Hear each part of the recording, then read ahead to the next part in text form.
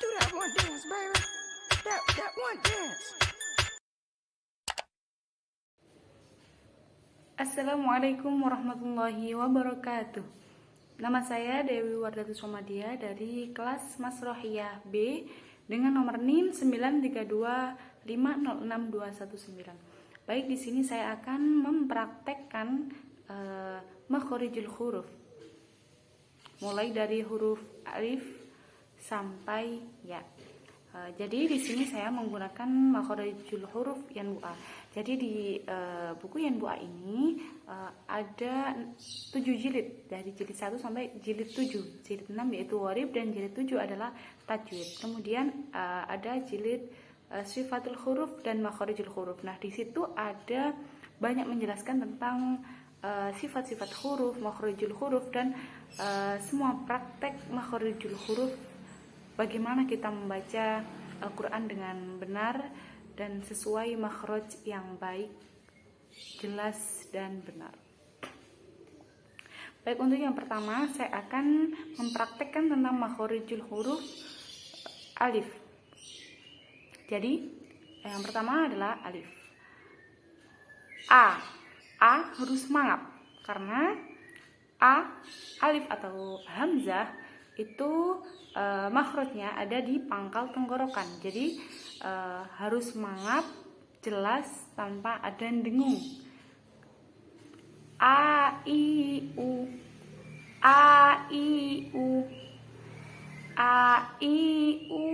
ba u an ani a na minal mu'nima i an ani a. Nah, jadi seperti itu. Karena huruf alif dan hamzah itu selalu dibaca tarkik, tidak boleh dibaca tebal, walaupun berdekatan dengan huruf tafhim, seperti lafadz Allahu, begitu. Kemudian yang kedua huruf ba. Jadi makhrajnya huruf ba itu kedua bibir, atas dan bawah. Jadi bibir rapat dan tidak usah dimasukkan, gitu. Babi bu bab buban bani bab naminal mubni mabibam bani ba, seperti itu. Kemudian yang ketiga huruf sa. Nah, untuk makhorijul huruf yang huruf sa yang ada titik tiganya itu sa, ujung lidah dan ujung dua gigi seri pertama atas. Sa tidak boleh keluar gini. Sa tidak boleh keluar dari gigi, tidak boleh. Sa tidak boleh mendesis seperti sin. Sa tidak boleh. Sya tidak boleh. Yang benar adalah sa gitu. Jadi lidah renggang dari ujung gigi depan ketika huruf ini dinamakan huruf lisawiyah.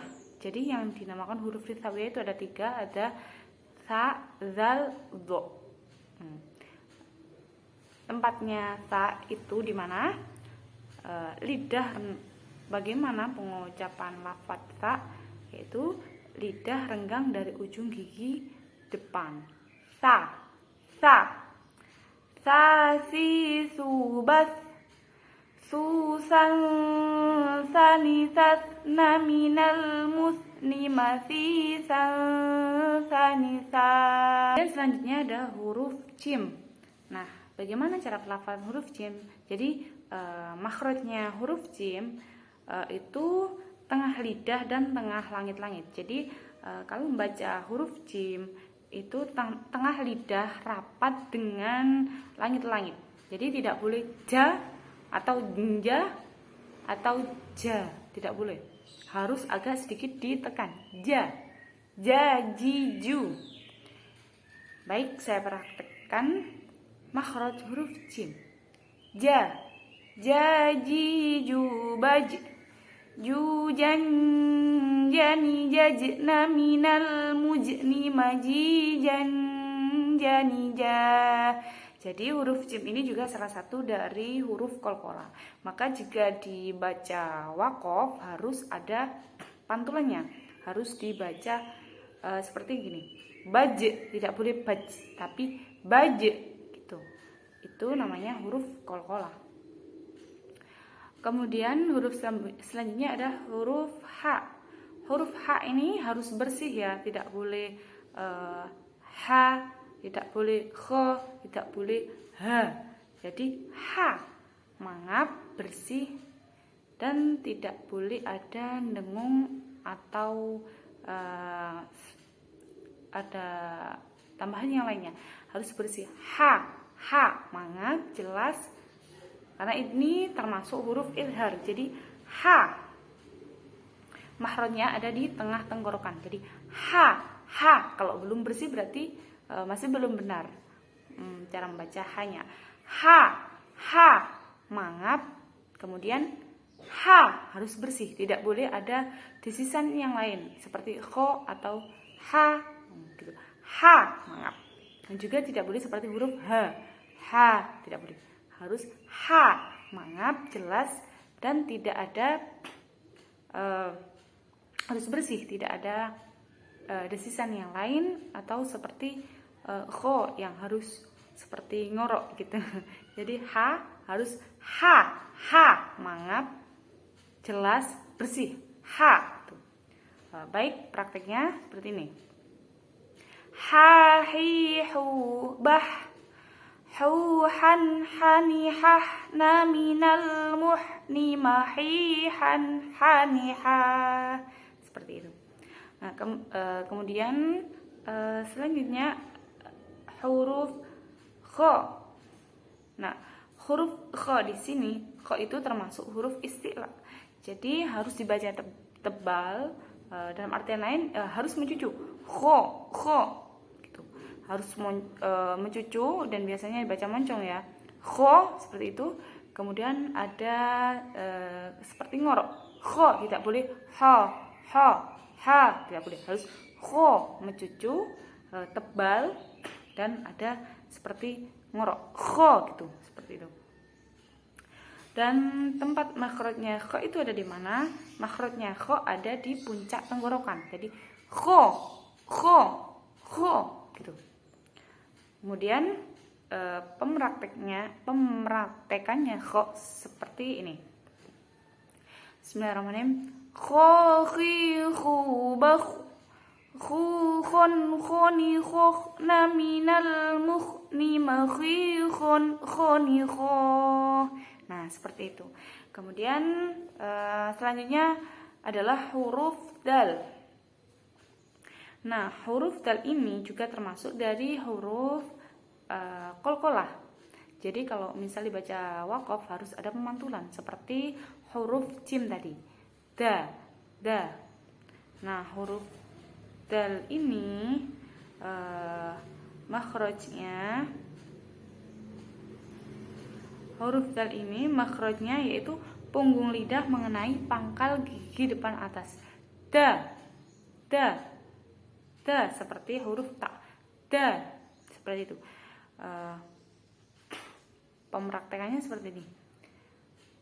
Dadi, du, bad, du, dan, dani, dad, na, minal, mud, ni, madi, dan, dani, da. Seperti itu. Selanjutnya adalah huruf zal. Huruf zal ini tempatnya, makhrajnya yaitu berada di ujung lidah dan ujung dua gigi seri pertama atas. Jadi huruf zal ini beda dengan huruf da. Kalau da. Kalau za sedikit di ujung lidah dan ujung dua gigi seri pertama atas itu agak menempel. Za lidah menempel pada huruf gigi depan. Jangan sampai pelafalannya seperti za, tapi za seperti itu. Baik, mempraktekannya seperti ini. Za, zi, zu, baz, zuzan, zani, zaz, na, minal, muz, ni, mazizan, zani, za. Nah, kemudian di Selanjutnya yaitu huruf ro. Nah, huruf ro ini tempatnya, makhrajnya yaitu ujung lidah agak ke dalam mengenai gusi gigi depan atas. Jadi makhrajnya ro ini ujung lidah agak ke dalam mengenai gusi gigi depan atas. Ro, ro. Dan cara pelafalannya juga harus dibaca tebal karena ro ini adalah salah satu huruf istifham. Ini harus dibaca tebal dan dibaca mencucu. Ro, tidak boleh ro, tidak boleh, harus ro. Prakteknya seperti ini. Ro ri ru bau ru ron wari norna minal murni mari roni ro. Seperti itu. Kemudian selanjutnya adalah huruf za. Huruf za ini yaitu tempatnya ujung lidah menghadap dan mendekat di antara gigi depan, atas, dan bawah. Jadi za seperti itu, bukan sa, bukan za, bukan za, tapi za. Seperti itu. Agak ditekan za, tidak boleh sa. Seperti itu tidak boleh. Jadi za. Prakteknya seperti ini. Zazi zubaz Zuzan zani zazna minal muzni mazizan zaniza. Seperti itu. Kemudian selanjutnya yaitu huruf sin. Nah, huruf sin ini makhrajnya yaitu ujung lidah menghadap dan mendekat di antara gigi depan dan bawah. Gigi depan atas dan gigi bawah. Seperti itu. Sin yaitu agak mendesis. Sin seperti itu. Beda dengan ta dan beda dengan sya. Sin mendesis, meringis. Sin, sa mendesis, meringis, dan bersih. Sa seperti itu. Kemudian prakteknya sa si su bas Susan sani sasna minal musni masisa sanisa. Seperti itu. Kemudian selanjutnya yaitu huruf shin. Huruf shin ini harus beda dengan sin. Ini harus besar, shin. Seperti itu. Bacanya harus shin, sha seperti itu. Karena huruf sin ini tempatnya tengah lidah dan tengah langit-langit. Jadi huruf sin ini tengah lidahnya itu harus renggang. Kemudian bibir terbuka lebar. Sha, tidak boleh sa, tidak boleh sha, tidak boleh sa. Harus bibir terbuka lebar. Sha. Dan tengah lidahnya renggang. Sha, seperti itu. Prakteknya seperti ini. Sha, shi, shu, bash, shu, shan, shani, shash, naminal, mushni, mashi, shan, shani, sha. Seperti itu. Kemudian huruf selanjutnya yaitu huruf shod. Huruf shod ini tempatnya itu ujung lidah menghadap dan mendekat di antara gigi atas dan gigi bawah. Nah, huruf shod ini juga termasuk salah satu dari huruf isti'la. Jadi harus dibaca tebal dan harus dibaca mencucu. Shod, shod. Jadi meskipun di fathah, di kasrah ataupun di dhammah tetap mencucu. Bas. Cucu ya. Shuan, shui, shu, bas, shu, shuan, shuani, shosna, minal, musni, masri, shuani, seperti itu. Kemudian selanjutnya ada huruf dot. Dot yang temannya short ini bentuknya seperti short tapi ada titik satunya. Nah, ini beda lagi dengan huruf dot yang temannya to ya. Kalau dot yang ini makhrajnya yaitu sisi kanan kiri lidah mengenai sisi gigi geraham atas sebelah dalam. Jadi do, tidak boleh do, tidak boleh. Do. Do harus mencucu karena ini juga termasuk huruf isti'la. Do harus bisa membedakan antara dot yang temannya short itu seperti ini. Do, tapi kalau dot yang temannya to itu do, seperti itu. Do. Huruf dot ini boleh dari lidah kanan atau kiri, atau kanan dan kiri tanpa bibir tetap ke depan. Tapi bibir itu tetap ke depan. Do. Bibirnya tetap ke depan. Do, seperti itu. Ketika dibaca sisi lidah menekan gigi. Do. Sehingga tidak ada nafas yang keluar dan lidah tidak kelihatan. Pipi tidak mengembung dan bibir moncong. Bibirnya harus moncong. Do, seperti itu. Dan tidak ada nafas yang keluar. Do, seperti itu. Do. Do, di, du, bau. Du, dong, do, ni, do. Na, minal, mu, ni, ma, di, dong, do, ni, do. Baik, selanjutnya yaitu huruf to.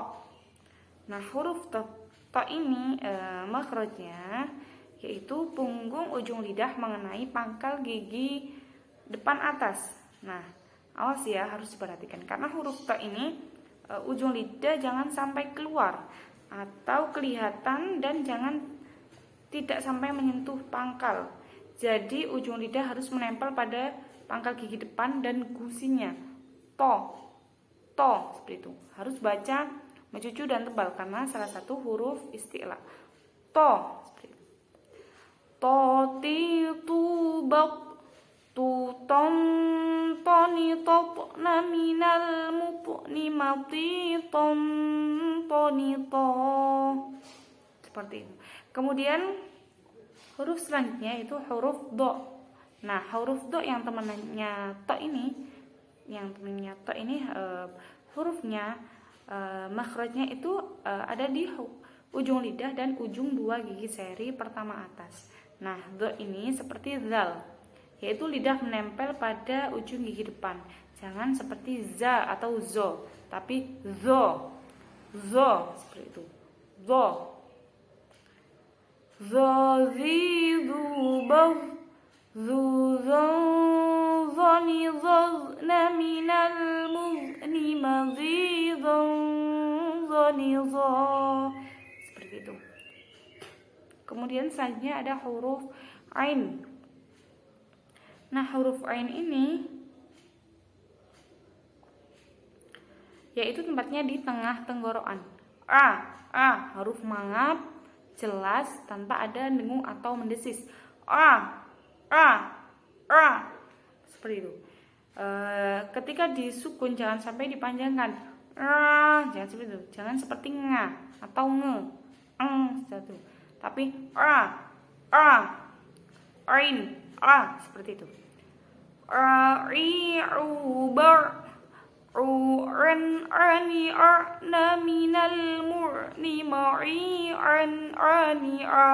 Seperti itu. Karena huruf ain ini tidak boleh mendengung karena dia termasuk huruf izhar, harus dibaca jelas. Kemudian huruf selanjutnya yaitu huruf ghain. Nah, huruf ghain ini tempat makhrajnya yaitu ada di puncak tenggorokan. Jadi tidak mendengkur, lidah tidak bergerak dan jangan seperti g atau nggo, jangan seperti itu. Tapi gho harus dibaca mencucu karena huruf isti'la, harus dibaca tebal. Wo, ri, wu, bau, won, woni, wo, na, minal, mu, ni, ma, ri, won, woni, wo.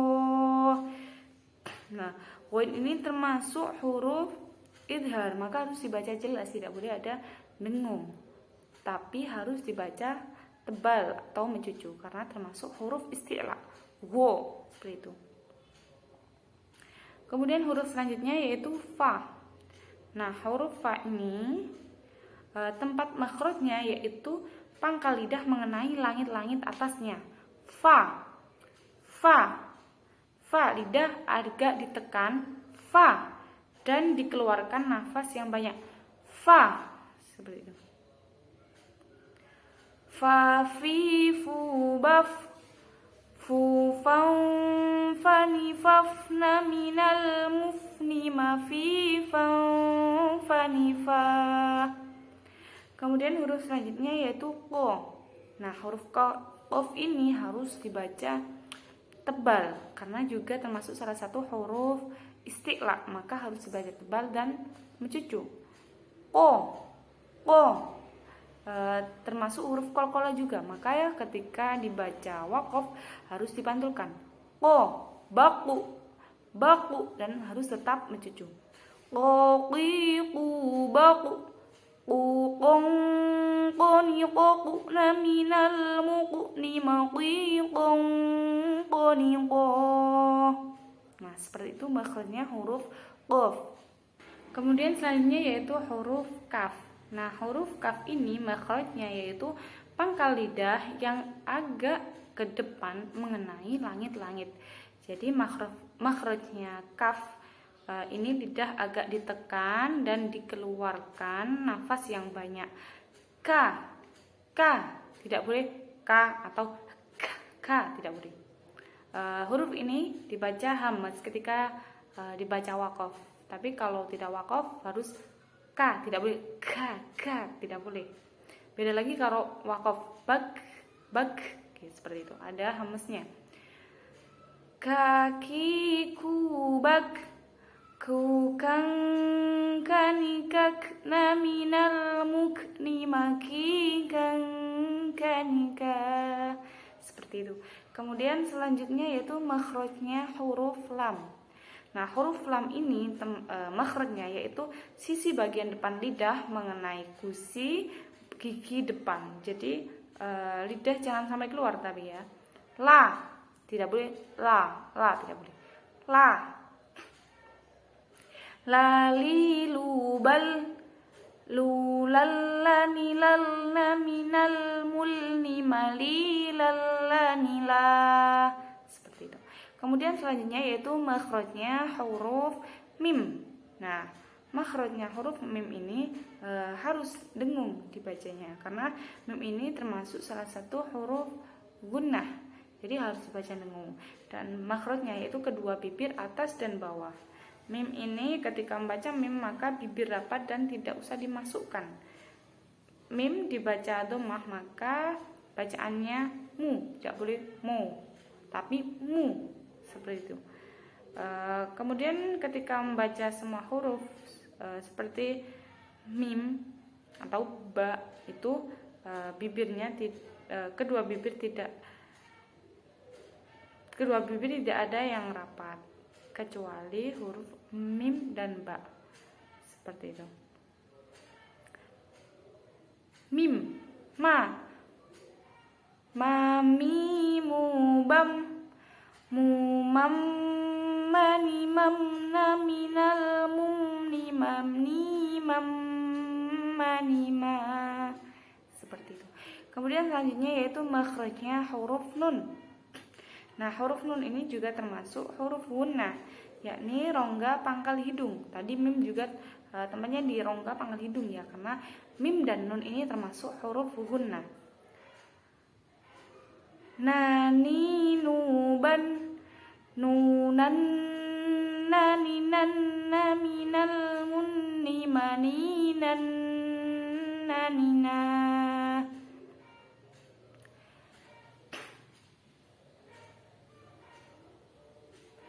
Kemudian selanjutnya yaitu huruf wawu.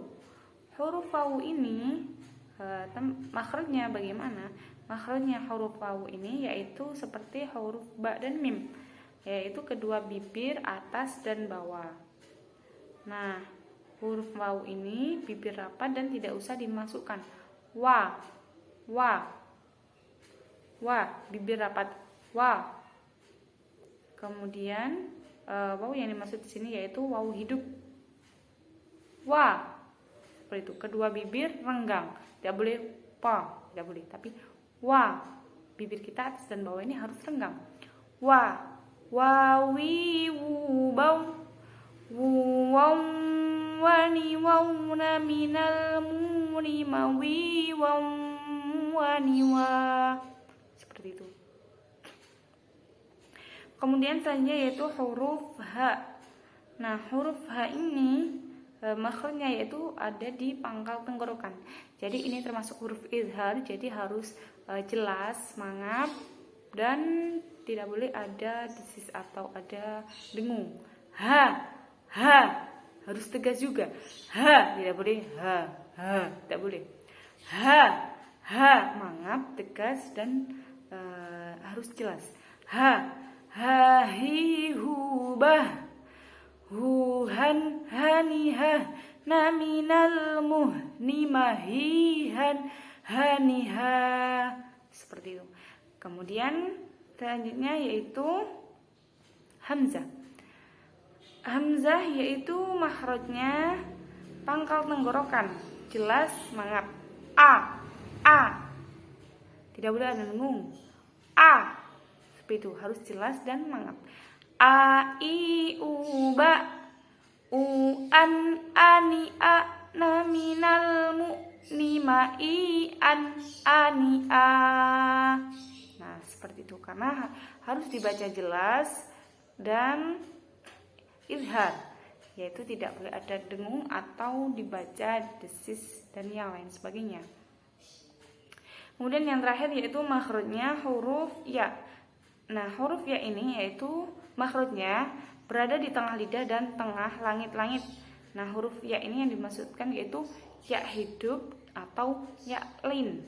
Ketika membaca ya di tengah lidah ke atas dan ujungnya ke bawah supaya tidak terjadi za, tapi ya, seperti itu. Kemudian praktek dari makhraj ya yaitu ya, yi, yu, bai, yu, yai, yani, yaina, minal, muini, mai, yai, yani, ya. Seperti itu. Baik, terima kasih. Itu tadi praktek makhrijul huruf dari saya. Semoga bermanfaat. Terima kasih atas perhatiannya. Kurang lebihnya saya mohon maaf yang sebesar-besarnya. Ihdinas siratal mustaqim. Wassalamualaikum warahmatullahi wabarakatuh.